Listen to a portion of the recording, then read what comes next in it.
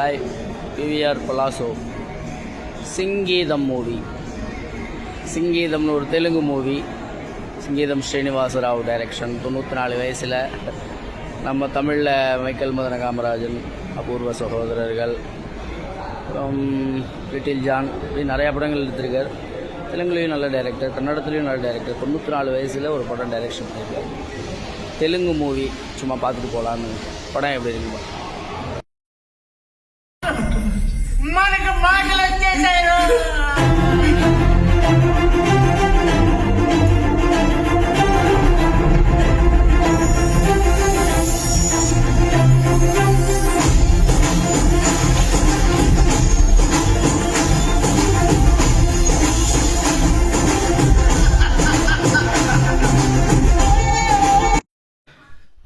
Hi, just சங்கீதம் படம் பார்த்துட்டு இப்போ தான் வீட்டுக்கு வரோம்.